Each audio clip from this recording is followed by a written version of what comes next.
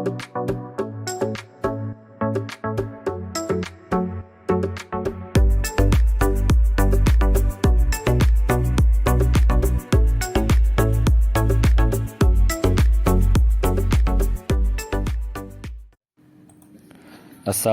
warahmatullahi wabarakatuh. Kembali lagi di channel saya Insinyur Rian.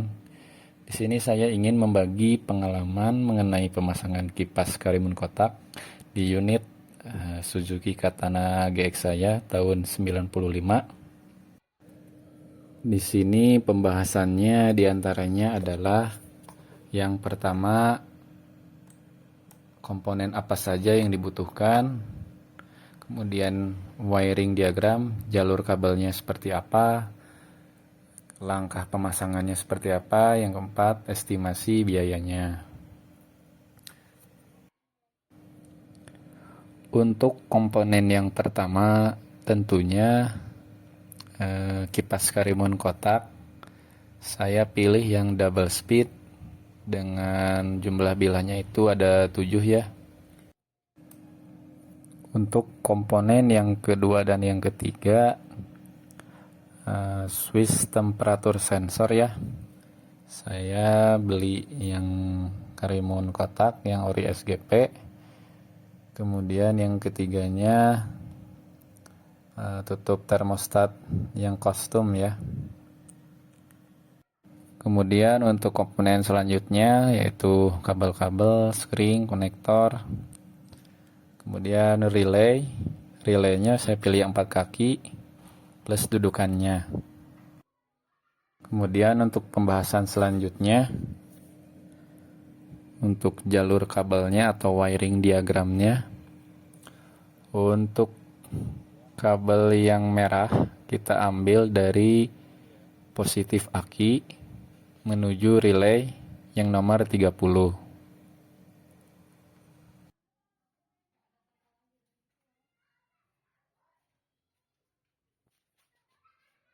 Nah, sebelum menuju relay tersebut, kita pasangkan sikring terlebih dahulu.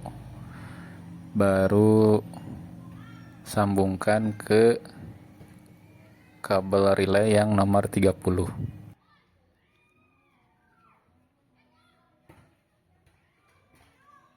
Kemudian dilanjut dari kabel yang berwarna hijau yang nomor 87, itu lanjut ke kabel positif yang kipas ya. Oh ya, untuk kabel double speed ini kabel positifnya itu ada 2 karena dia double speed, dan groundnya pun juga ada 2. Kemudian untuk kabel positif switch temperatur sensor tersebut disambungkan ke relay yang angka 86, dan untuk kabel negatif dari temperatur sensornya itu ke body ya, atau negatif.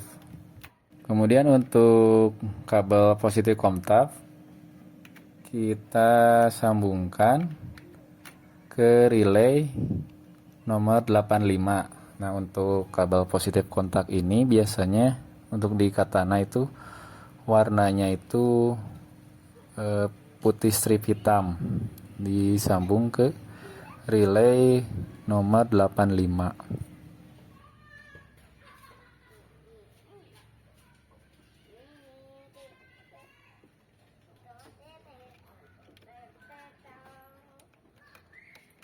Itu ya, bisa dilihat di videonya. Kabel positif kontak disambung ke relay 85.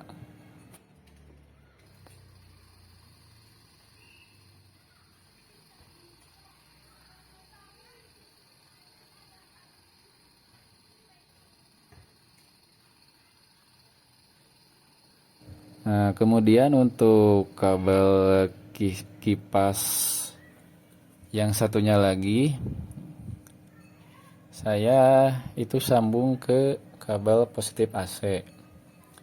Jadi sewaktu AC saya nyalakan, itu kipas Karimunnya itu berputar juga itu.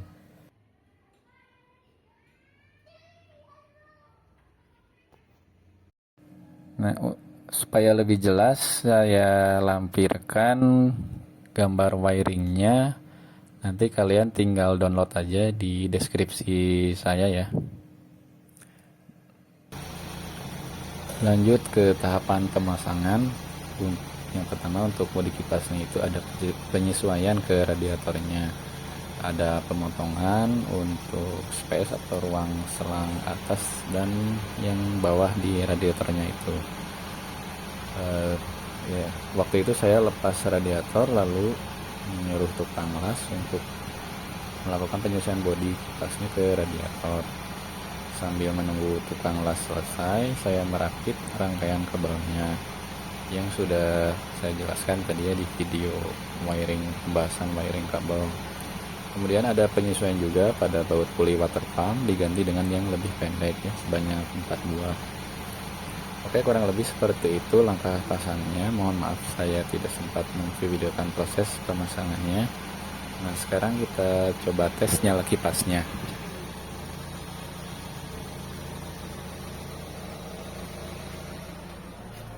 Kita lihat jarum temperaturnya sangat stabil ya, setengah atau agak ke bawah ya.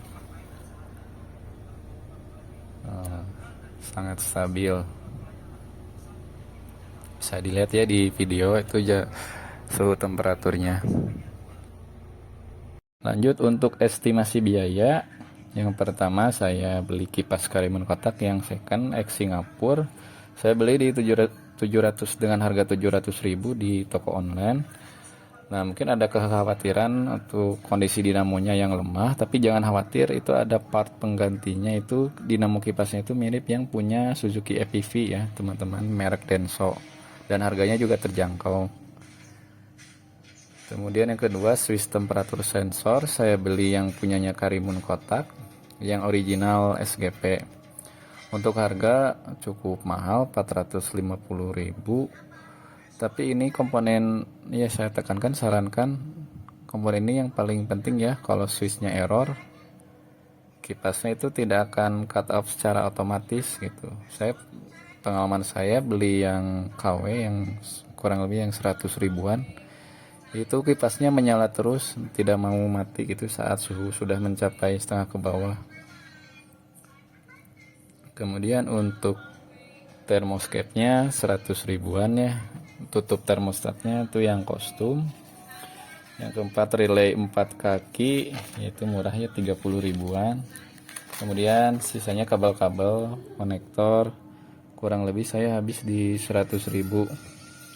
Untuk kabel pilih yang tebal ya supaya aman, tidak konslet. Kemudian yang keenam itu jasa pemotongan dan penyesuaian bodi kipas ke radiator.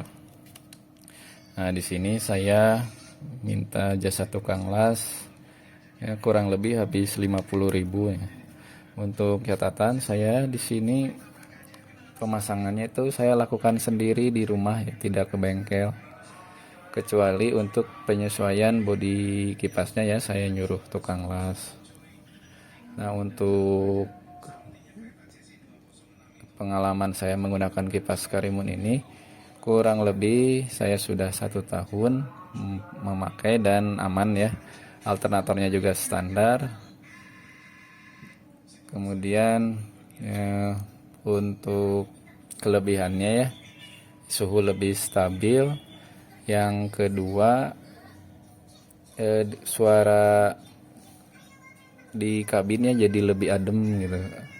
Suara raungan kipasnya itu tereliminasi ya, jadi tidak ada. Kan kalau dulu kipas itu katana itu kipasnya standar itu mengikuti putaran mesin, jadi agak berisik itu ke dalam kabinnya itu. Sedangkan yang kipas Karimun ini elektrik ya, dia menyala saat suhu panas. Jadi di dalam kabin lebih adem. Kalau untuk isu-isu kelemahannya itu memang saya sempat